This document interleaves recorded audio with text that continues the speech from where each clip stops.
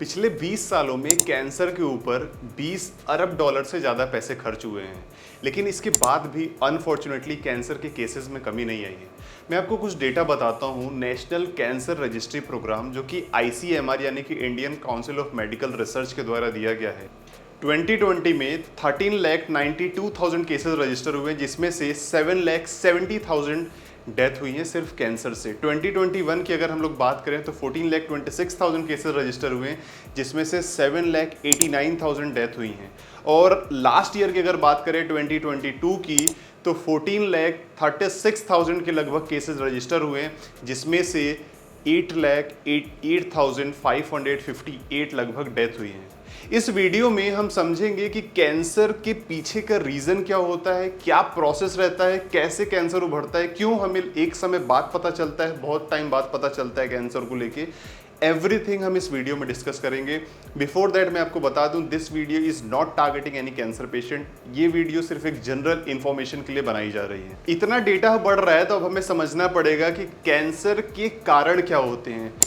धूप में ज़्यादा देर तक रहने से कहते हैं स्किन कैंसर का खतरा बढ़ जाता है। एस्बेस्टस का काम करने वाले लोगों में लंग्स में एक प्रकार का कैंसर होता है जिसे मीजोथीलियोमा कहते हैं। ज़्यादा स्मोकिंग करने वाले लोगों में लंग्स का कैंसर होता है। और कैंसर के जितने भी रीजंस होते हैं ना, स्मोकिंग एक बहुत बड़ा रीज़न है।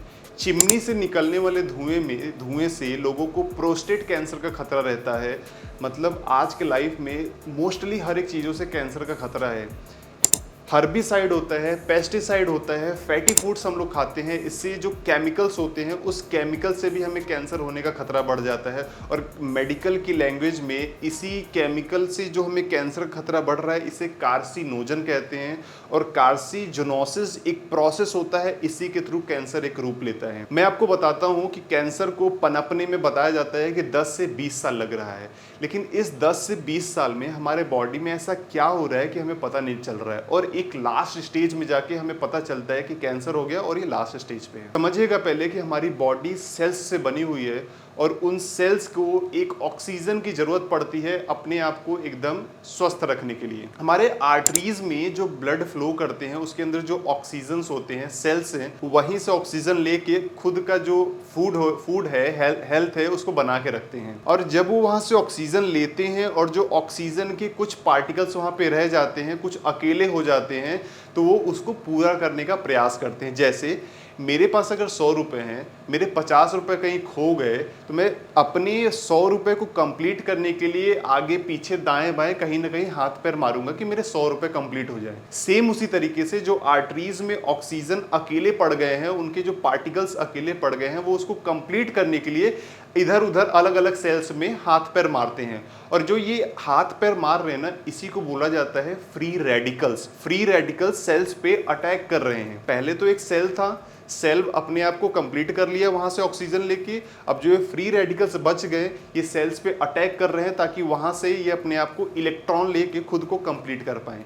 लेकिन जब ये नहीं ले पाते तो सेल्स पे अटैक करते हैं। सेल्स से अटैक करने के बाद जो एक म्यूटेशन होता है, म्यूटेशन के बाद एक अलग सेल बनता है जिसको हम डैमेज सेल्स बोलते हैं। फिर उसके बाद अगर उस पे फ्री रेडिकल्स का अटैक होता है, ऑक्सीडेटिव स्ट्रेस बढ़ने लग जाता है, तो धीरे धीरे जो सेल होता है वो एक ट्यूमर का रूप ले लेता है। And this is the first stage of cancer. और इसके बाद अगर अभी भी हमने अपने बॉडी के ऊपर काम नहीं किया तो ये जो ट्यूमर है फिर एक कैंसर का रूप ले लेगा।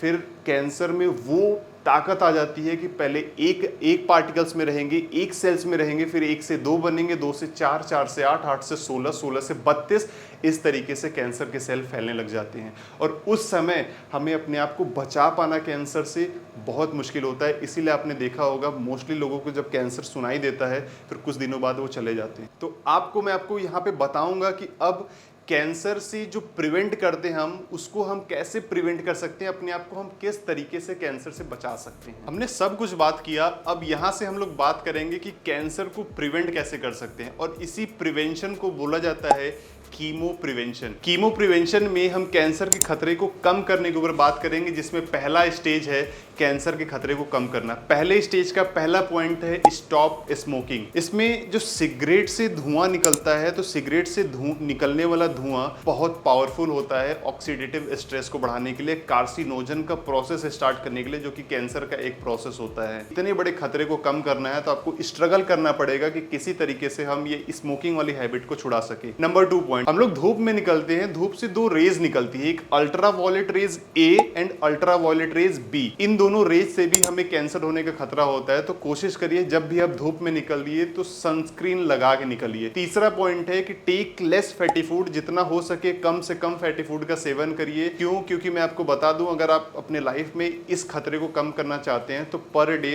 7 ऐसे फल सब्जियों का आपको सेवन करना पड़ेगा। मैं जानता हूं ये सारी चीजें आपको पता है, लेकिन उसके बाद भी 9% लोग ही ऐसे हैं जो इस चीज को फॉलो करते हैं, 7 फल सब्जी रोज खाने का।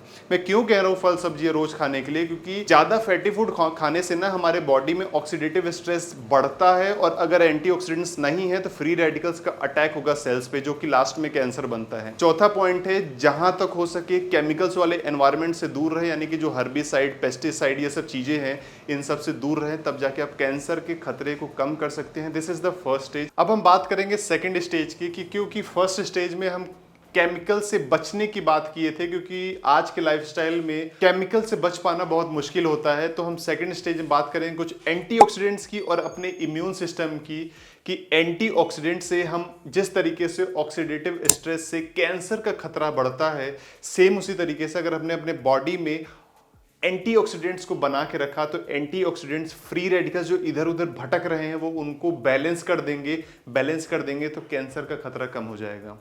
एक कैंसर रिसर्च स्पेशलिस्ट हैं डॉक्टर ग्लेडिस ब्लॉक, वो बताते हैं कि अगर हमने पर डे फल सब्जियां लिया, अधिक मात्रा में लिया, तो उनके कंपैरिजन में जो कम मात्रा में फल सब्जियां लेते हैं, कैंसर का खतरा 2 से 3 गुना कम हो जाता है। एक और कैंसर स्पेशलिस्ट जो कि डॉक्टर ब्रेस एमएस नाम है, वो journal of American medical association के साथ इंटरव्यू में बताते हैं कि अगर कोई पर डे 7 फल सब्जियां लेता है और अधिक मात्रा में ले रहा है, तो उसके ऊपर कैंसर का जो खतरा है वो लगभग आधा हो जाता है। रिसर्च ये भी बताती है कि अगर आपने 20 हफ्तों तक, 20 वीक्स तक कंटिन्यू फल सब्जियां लिया, तो आपके ऊपर से जो सेल्स डैमेज हो चुके हैं फ्री रेडिकल्स की वजह से, वो भी रिकवर हो जाते हैं।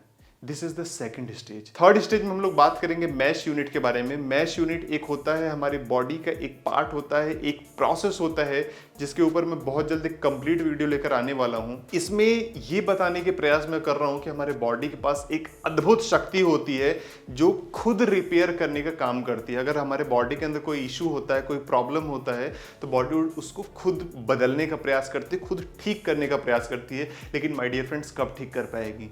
जब हमारे बॉडी के पास वो एबिलिटी, वो कैपेबिलिटी रहेगी तब ना।